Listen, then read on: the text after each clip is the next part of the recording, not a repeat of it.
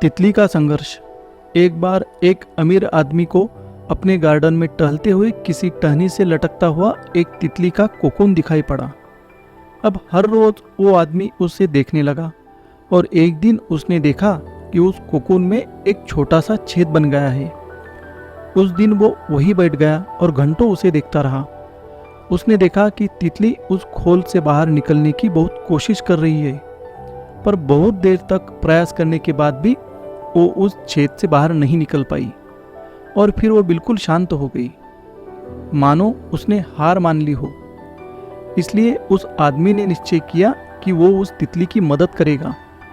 उसने एक कैंची उठाई और कोकून के द्वार को इतना बड़ा कर दिया कि वो तितली आसानी से बाहर निकल सके।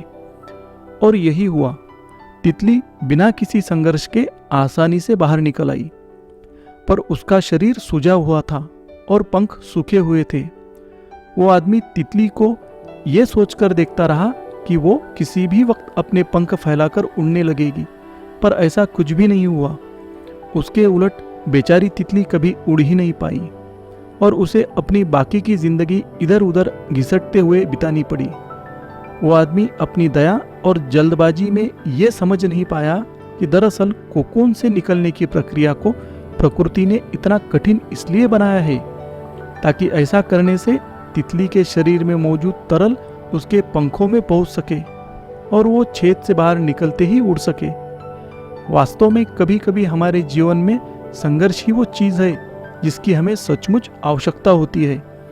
यदि हम बिना किसी संघर्ष के सब कुछ पाने लगे तो हम भी एक अपंग के सामान हो जाएंगे। बिना परिश्रम और संघर्ष के हम कभी उतने मजबूत नहीं बन पाएंगे जितना हमारी क्षमता है। इसलिए जीवन में आने वाले कठिन पलों को सकारात्मक दृष्टिकोण से देखिए। वो आपको कुछ ऐसा सिखा जाएंगे जो आपकी जिंदगी की उड़ान को संभव बना पाएंगे।